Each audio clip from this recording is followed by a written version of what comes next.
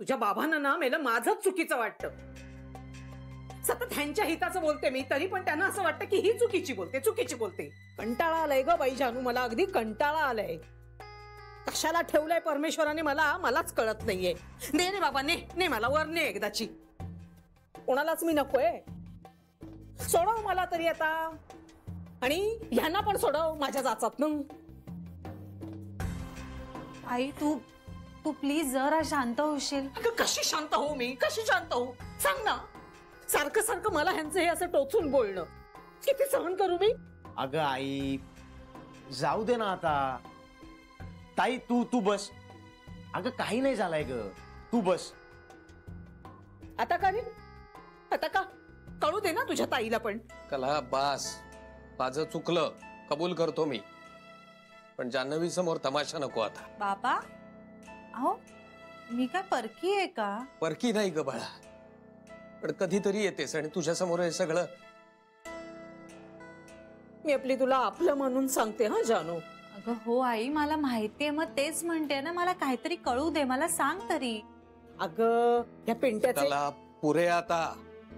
बाबा हे बघ माझं चुकलं, पण थांब आता. तुझ्या मनाप्रमाणे होईल सगळं यापुढे. बाबा हो प्लीज सांगू दे ना तिला. अगं ताईडा काहीच महत्वाचं नाही अगं. ए आई सोड ना आता. बाबा आपण बोलूया ना नंतर. ए मी काय करू ताई, तू आलेस तर मस्त पोहे करू. तेल कुठे पोहे करायला? मी आणतो ना, जाऊन पटकन घेऊन येतो. नाही मी आपलं सांगितलं. अरे पिंट्या ऍक्च्युली मला पोहे नकोच आहेत, मी काय आता घरी गेल्यावर जेवणार. अरे सहज आले, म्हटलं तुम्हाला भेटूया, छान गप्पा मारूया आणि मग निघते. बरं मी सूप केलंय, तेवढं तरी टेस्ट कर प्लीज. अरे हो मला दे, हा मला दे. अहो तुम्हाला हे यांचं असं असतं. आता सगळा राग खाण्यापिण्यावर काढणार. मला नकोय, मी घेईन नंतर. बरं ते नंतर घेतील, मी तुमच्यासाठी आणतो. हा घ्या म्हणजे झालं. मला मेलीला ना काही लाजच नाही. तुम्ही किती चपलेने मारलात ना तरी पुन्हा पुन्हा तुमच्याशी बोलायला येते. आई अगं जाऊ दे ना आता. जाऊच दिलंय ना आतापर्यंत, दुसरं काय केलंय बघा. जानू समोरच बोललायत आता तुम्ही, नाहीतर मग शब्द फिरवाल. नाहीतर शपथ घ्या तुम्ही तिची. नाही शपथ बिपत काही घेणार नाहीये मी. शब्द पाळण्यासाठी शपथा घ्यायची गरज नाहीये मला. माझा शब्द हीच शपथ असते माझी. म्हणूनच तू म्हणतेस ना मला अव्यवहारी म्हणून. मी काही बोलले का हो एका शब्दाने त्याविषयी? तुमचे उपकार या जन्मात फिटणं अशक्य आहे शशिकलाबाई. पुढच्या जन्मात फेडा. 7 जन्म आहोतच आपण नवरा बायको म्हणून. अगं तू का घाबरवतेस मला पुन्हा पुन्हा असं बोलून?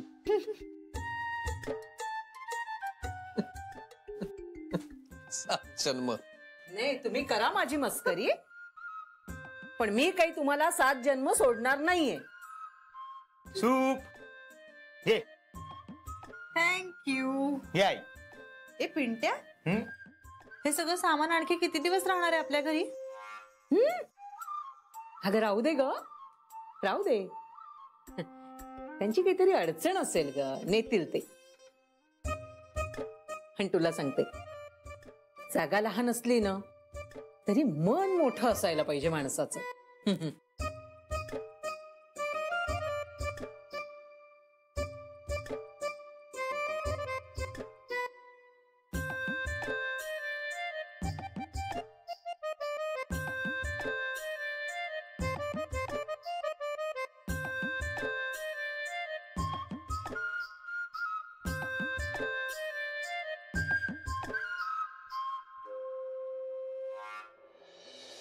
काका अरे असं शिकवून कोणाला काही येत नसतं, आणि मुळात मी काय शिकवणार तुला? म्हणजे मला जमणारच नाही असं वाटतं का तुला? तसं नाहीये अरे, पण एक स्वभाव असतो आणि तो स्वभाव बदलणं शक्य नसतं. बघूया तरी. अरे काय बघूया, आणि मुळात मी काही त्यातला एक्सपर्ट माणूस नाहीये. नाही कसं आहेसच तू कसं नियंत्रण ठेवतोस रागावर नेहमी, घरात ऑफिस मध्ये. काका अरे तो माझा स्वभाव आहे. अरे हो, पण मला मदत करशील की नाही काही? कसली मदत? म्हणजे मी नवीन वर्षात संकल्प केलाय न चिडण्याचा, कमी चिडण्याचा. वा, हे बरं. चांगलं की नाही मॅक? पण मग काय करायला हवं त्यासाठी? अरे मग कमी चीड. तू थट्टाच करणारस का माझी? हा, अरे माणूस काहीतरी चांगलं करायचा प्रयत्न करतोय. तू काउन्सिलिंग घे. नाही नाही, ते घेईनच रे मी, पण आधी घरगुती काउन्सिलिंग. वा. मग प्रोफेशनल. उगाच पैसे कशाला वाया घालवू ना? काही वाया जात नाहीत पैसे. अरे वायाच जाणार. हे बघ, जेवढं मी तुझं ऐकतो ना तेवढं मी फक्त आईचं ऐकतो. आणि आईचा कसा दरार आहे त्यामुळे मी तिच्याकडे जातच नाही. तुझं कसं आहे, तू लहान आहेस, त्यामुळे जर इनकेस मला जमलंच नाही काही तर तुलाच मला काही शिकवता आलं नाही असं मी सांगू शकतो. तसं आईच्या बाबतीत नाही ना. वा, हे बरं आहे तुझं. मग सांग ना, मला काय करू मी, म्हणजे मला माझ्या रागावरती नियंत्रण ठेवता येईल? तुला तुझ्या रागाचे एरिया शोधले पाहिजे. म्हणजे सोप्या शब्दात सांगायचं झालं तर तुला कधी राग येतो, कशामुळे राग येतो, किंवा कन्सिस्टंटली कुठल्या गोष्टीचा राग येतो, किंवा काय घडल्यानंतर किंवा काय घडलं की तुझा तोल जातो, हे शोधलं पाहिजेस. प्रेम म्हणजे माझ्या प्रेमाच्या माणसांकडे कोणी बोट दाखवलं की मला राग येतो. पण मग अशाच सिच्युएशन्स मध्ये तुला रागावर ताबा मिळवायला हवा. नाही, पण अशा वेळेला मला रागावर ताबा मिळवायचाच नाहीये. म्हणजे माझ्या प्रेमाच्या माणसांबद्दल जर कोणी काही वाकडं बोलला तर मी तिथे तुडवूनच काढीन त्याला. तेव्हा मला राग कंट्रोल करायचा नाहीच आहे. अरे काका, मग तुला काय करायचंय? इतर वेळी काका तुझं कठीण आहे, काही होऊ शकत नाही तुझं. अरे तू एक काम कर, तू प्रोफेशनल काउन्सिलरलाच भेट. नाही नाही, ते नकोय मला. त्यापेक्षा तू जान्हवीशी बोल, ती तुला नीट समजाव. अरे पण तू बोल ना माझ्याशी. मी तुझ्याशी बोलत राहिलो ना तर माझा राग अनावर होईल. बाय, मी जातो. बाय.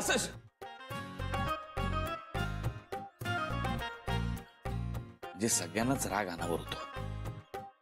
मला चुकच वाटतं मी माझ्या रागावरती नियंत्रण ठेवलं पाहिजे वगैरे. अरे सगळ्यांनाच नियंत्रण ठेवलं पाहिजे रागावर.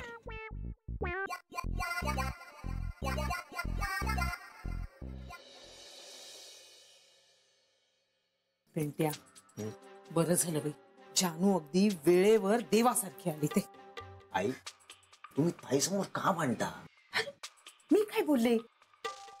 त्यांना ह्यांचं हित ना कधी कळतच नाही. अगं पण मी नंतर समजावलं असतं ना त्यांना. समजावून समजणाऱ्यातला माणूस आहे का तो? आता जानू आली ना म्हणून वाद थांबवलाय आम्ही. पण तू शांत राहत जा, तू कशाला भांडते? मी काय बोलले पण? आणि जे काही बोलले ते त्यांच्या भल्यासाठीच बोलले ना.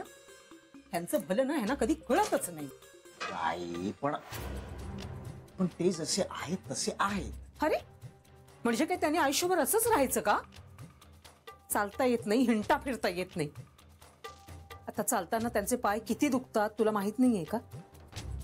ते बोलत नाहीत, पण सोसता येत नाही हे न कळण्या इतका तू लहान आहेस का आता? मुद्दा काय तुझा? मुद्दा हा आहे की आता अनायसे ते ऑपरेशनला तयार झाले आहेत ना, तर आता आपण हे सोडूया नको. म्हणजे? अरे हा चेक मिळालाय ना, तो उद्याच्या उद्या बँकेत टाक. नाही आहे, उद्या वेळ नाहीये मला. अरे मग मी टाकेन ना, नाही तर मनीषला सांगते. अगाई, मनीषचं आत्ता लग्न झालंय, त्याला कुठे वेळ असणार आहे? का? त्याला वेळ नसायला काय झालं? अरे आणि उद्या तो जानूच्या घरी जेवायला पण जाणार आहे. आणि लग्नानंतर काही ती सुट्टी मिळते ना, त्या सुट्टीवर येतो. आणि आपल्यासाठी एवढंही करता येणार नाही का त्याला? आपण त्याच्यासाठी केवढं करतो. अगं पण तुला एवढी घाई काय आहे? घाई मला आहे. तुझ्या बाबांचं जर परत डोकं फिरलं तर मग? असं काहीही होणार नाहीये. बाबा शब्दाचे पक्के आहेत. डोक्याचं काय करशील? परत डोकं फिरलं तर? त्यापेक्षा पटकन चेक टाक, डॉक्टरांची अपॉइंटमेंट घे, आपण ऑपरेशन करून टाक. अरे उगाच वेळ कशाला घालवायचा? अगं हो, आणि तसंही वेळ नाही जाणार काही. सेम बँकेचा चेक आहे, एका दिवसात पैसे जमा होते. अरे मग उद्याच जमा झाले तर बिघडताय कुठे म्हणते मी. ऑपरेशनची तयारी पण आपल्याला सुरू करता येईल ना. करतो उद्याच चेक जमा करतो बस. तुझा तो साहेब चांगला दिसतोय. हम्म. धरून ठेवा ते ना. ते म्हणतील ना ते अगदी सगळी कामं कर त्यांची. काही ते कामच आहे माझं, त्याचाच पगार मिळतो मला. हे बघ पिंट्या, आधीच आपलं शिक्षण कमी, एवढा पगार, ती एवढी मदत करतोय. नक्कीच मोठ्या मनाचा माणूस आहे हा.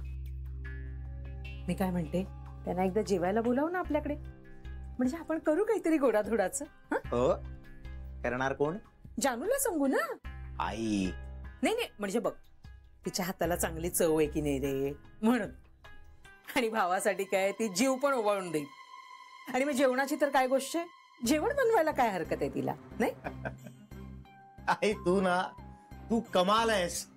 कमाल काय त्याच्यामध्ये? अरे देवा, आता एवढी भांडी घासलीस, पण जरा जागेवर लावली असतीस तर काय बिघडलं असतं का? ह्याची सगळी कामं ना नुसती अशी अर्धवट, उरलेली कामं मी करत बसायची.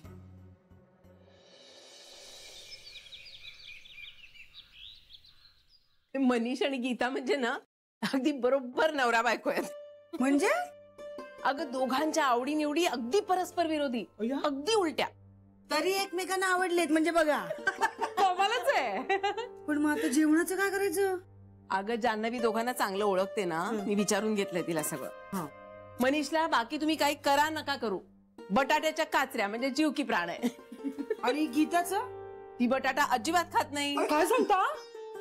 आणि चिंचेमुळे पित्त होतं तिला. उत्तम, चांगलंय. बरं वहिनी, गोडाचं काय करायचं? आपण बासुंदी करूया. नको, मनीष दूध आणि दुधाचे पदार्थ खात नाही. नखरेच बाई याचे. अवघडच आहे त्यांच्या घरी स्वयंपाक करणारीच. काही अवघड नाही हा वहिनी. आमच्या ह्यांचे नखरे काय कमी आहेत? हेच नको तेच नको, हेच का केलंयस, हे आंबटच लागतं, हे तुरटच लागतं. शरी नाव सांगू? झाली आहे ना आपल्याला सवय. बरं, पण भाऊजी खूप निवळलेत ना आता, म्हणजे बदललेच आहेत. मग हे काय करताय? अरे आपलेच प्रोडक्ट ठेवायचे त्यांच्या समोर. हा मग आपले प्रॉडक्ट आपल्याला खाण्यात प्रॉब्लेम काय? अरे पण मनीषने टेस्ट केलेत ना ते. पुन्हा एकदा त्यात काय? आपण नाही पुन्हा पुन्हा त्याच भाज्या खातो. ही तर सारखी त्याच भाज्या करत असते. ओ वाटेल ते बोलू नका हा.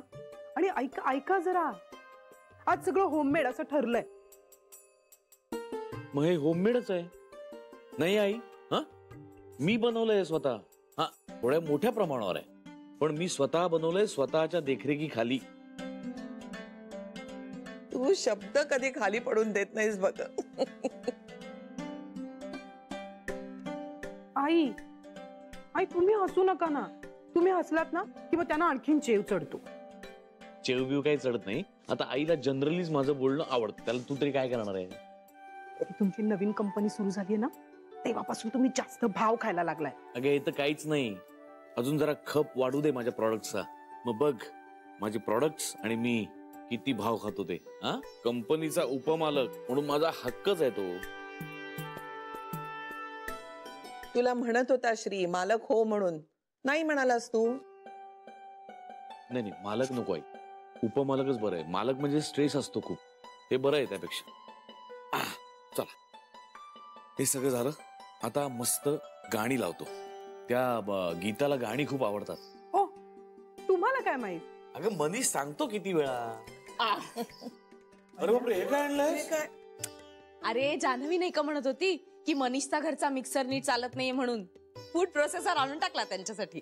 आणि मनीषसाठी मस्तपैकी लॅपटॉप आणलाय.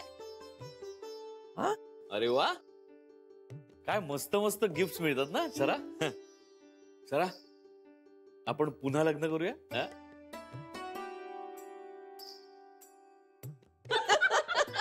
मुख्य यजमान जोडी कुठे आहे? अगं बाई हो, ते दोघं बेपत्ताच आहेत की कुठे गेलेत कोणाचं. वहिनी समजून घ्या, डॉक्टरांचा सल्ला मनावर घेतला असेल. हे बरं आहे, म्हणजे आपल्याला इथे कामाला लावायचं आणि स्वतः डॉक्टरांचे सल्ले मनावर घेत बसायचं. गप्प बसा रे. नव्या कंपनीसाठी रात्रंदिवस मेहनत करतोय तो. बोलत नाही काही, पण टेन्शन आलंच आहे त्याला.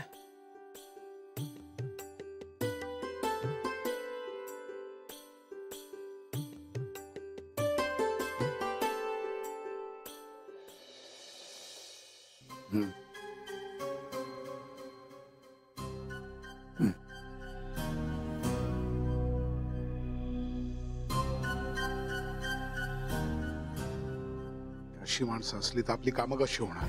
काय झालं भाऊ? कामात काय प्रॉब्लेम असला तर आपल्याला सांगा. कुठलं बी काम आपण 2 सेकंदात करतो. अरे कामाच्या माणसांबद्दल बोलत नाहीये मी. मग ज्यांच्यावर काम करायचं त्यांच्याबद्दल बोलतोय मी. म्हणजे त्या गोखलेंची सगळी फाईल बघितली, सगळा तपास केला, कधीही कोणीही कुठेही अडकलेला नाहीये. एकाही पैशाची अफरातफर न करता त्या बाईने आजपर्यंत बिझनेस केलाय. आणि आता तिचा नातूही तेच करतोय. अरे साधी पोलीस कंप्लेंट नाही का, काही लफडी नाही. टॅक्सही नीट भरलेला आहे आणि युनियनचाही पंगा नाहीये. अशी माणसं शहरात असली तर आपण कामं कशी करायची? म्हणूनच म्हणतो भाऊ, ट्रकच घालू आपण त्यांच्या अंगावर. म्हणून तिची आहे. मग या शहरात नाही, या जगातच नाही राहायचं. लपड तरी मिटून एकदाच. तिलाच त्यांनी आपला काय फायदा आहे? फायद्याचं बघ. उगाच सूड भावनेने पेटून उठू नकोस. सूड घेऊन कोणाचाही फायदा होत नाही, कळलं ना? आणि तुझा सूड घेण्यासाठी मी दुकान टाकलेलं नाही. तुझा सूड मी तेव्हाच घेईन जेव्हा माझा फायदा असेल, कळलं? असं काहीतरी हवं.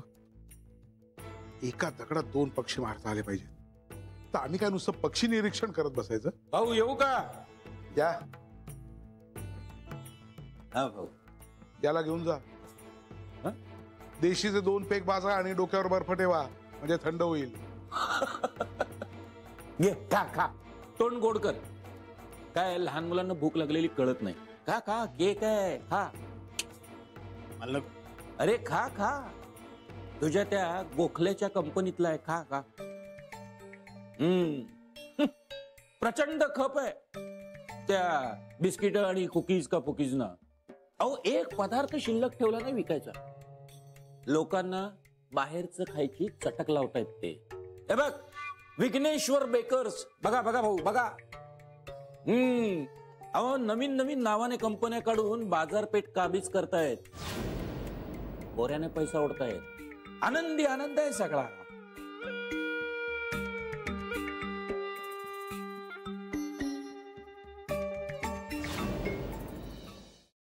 हो बरोबर. हा एक्झॅक्टली. नाही नाही, आता कुठली इमिजिएट डेडलाईन नाही आपल्या समोर. हो 1-1.5 महिना आहे. हा एक्झॅक्टली बरोबर. एकदा का आंबा आणि बाकी सगळी मँगो प्रोडक्ट्स मार्केटमध्ये आली ना की आपल्याला डोकं वर काढायला वेळ मिळणार नाही. बरोबर. हा स्वतः हा 1-1.5 महिना आपण पूर्णपणे नाही नवीन नवीन प्रोडक्ट्स वरती लक्ष देऊया. बरोबर. हो आपली सगळी स्ट्रेंथ आणि मॅनपॉवर याच्या मागे लावा ना. आय डोंट थिंक एक्झिस्टिंग मार्केटवर काही परिणाम होईल नाही. हो सो प्लीज सगळ्या स्टाफला सांगा पुढचा 1-1.5 महिना खूप हेक्टिक आणि क्रुशियल असणार आहे. करेक्ट. काय म्हणालात? नाही नाही नाही, we have to be all over the place. बरोबर. गोखले गृहोद्योगाची सगळी प्रोडक्ट्स जशी डोळे झाकून लोक घेतात ना, तसंच विघ्नेश्वर प्रोडक्ट्स बाबतीत झालं पाहिजे. Correct. We have to push the market up. काय म्हणालात? टेलिव्हिजन आहेत सर. झालंय प्रेझेंटेशन? फॅन्टॅस्टिक. मला उद्या दाखवा. Okay super. थँक्यू.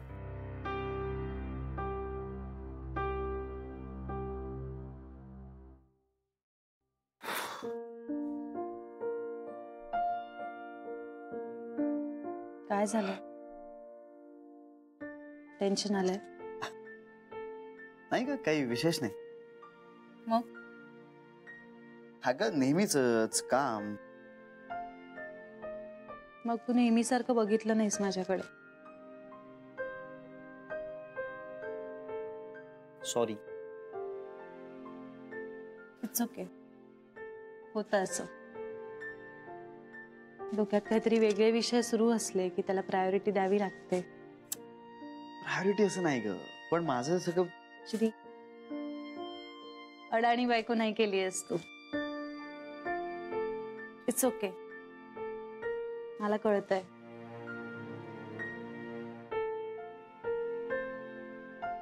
जान्हवी, हे नवीन व्हेंचर एकदा सक्सेसफुल व्हायला हवा. अरे मग का नाही होणार श्री? तू सगळं करतोयस त्याच्यासाठी. नाही, मी करतोच आहे. मी करतोच आहे. पण जर हे नाही झालं तर